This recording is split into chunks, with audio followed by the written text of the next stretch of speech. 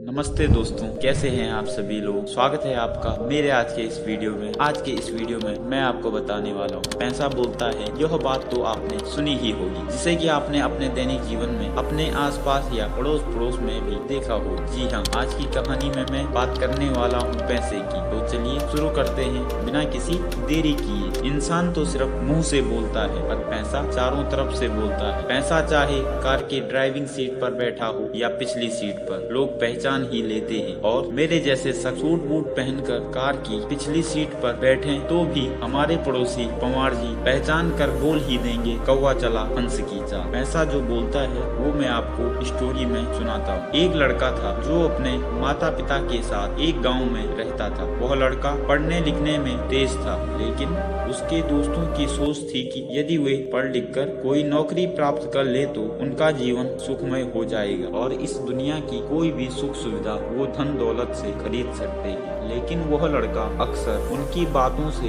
सहमत नहीं होता था और जिसके कारण उसके मन में अनेक विचार आते थे। एक दिन की बात है, वह इसी बात का जिक्र अपने पिताजी से करने लगा और कहा कि पिताजी, क्या अगर आपके पास ढेर सारा धन हो जाए तो क्या हम दुनिया के सबसे खुशी इंसान हो सकते हैं। तो यह बात सुनकर उस लड़के के पिताजी ने कहा, ठीक है, शाम को जब मैं अपने काम से वापस लौट कर आऊंगा तो हम इसके बारे में बात करते हैं। और फिर शाम को उस लड़के के पिताजी ने अपने बगीचे के लिए आम का एक नन्हा सा पौधा लाए और फिर अपने बेटे के साथ उसे बगीचे में लगाने जाते हैं। फिर अपने बेटे के साथ मिलकर उस आम के पौधे को जमीन में लगा देते हैं। तो इसके बाद उस लड़के के पिताजी कहते हैं कि देखो बेटा, तुमने आज सुबह पूछा था कि क्या धन से ही सारे सुख प्राप्त किए जा सकते हैं। तो इस आम के पेड़ को देखो और सोचो कि क्या हमने इसे बेकार में लगा दिया है, क्योंकि इस पौधे को पेड़ बनने में काफी समय लगेगा और फिर इस पर फल आने में भी वक्त लगेगा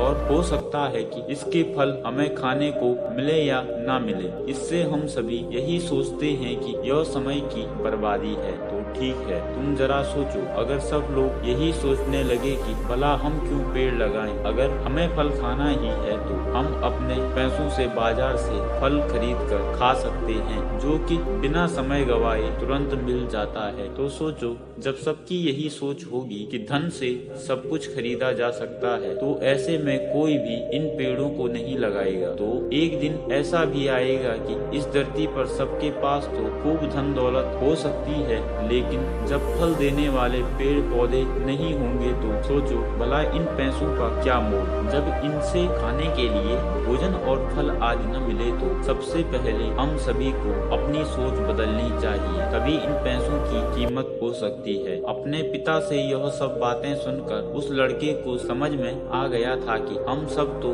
यही सोचते हैं कि चलो अगर सब ढेर सारा धन कमा भी ले तो धन का कोई मोल नहीं होता जब तक इस धन की कोई कीमत नहीं हो। इस कहानी से हमें यह शिक्षा मिलती है कि इस संसार में प्रकृति का एक संतुलन है। हर चीज में प्रकृति अपना संतुलन बनाकर चलती है। जैसे रात के बाद दिन, गर्मी के बाद ठंड, धूप के बाद छांव, पेड़ पौधे, नदी तालाब, जीव जंतु, पहाड़, हर चीज में एक संतुलन है। लेकिन इंसान आज के समय में सिर्फ पैसे के मोल पर वो हर चीज पाना चाहता है, चाहे वो मनमाने तरीके से ही क्यों न हो। दोस्तों सोचो, यदि इस धरती के इंसान यही सोचने लगे तो कोई भी इंसान खेत में अन्न नहीं पैदा करना चाहेगा। सब बस पैसा कमाने के पीछे ही लग जाएंगे। तो ये दुनिया पूरी तरह नोटों से भर जाएगी, लेकिन अन्न के अभाव में इन नोटों का कोई भी मोल नहीं और ये सिर्फ एक कागज के टुकड़े के समान होंगे। इसलिए इंसान की जरूरत ये कागज के नोट या धन नहीं,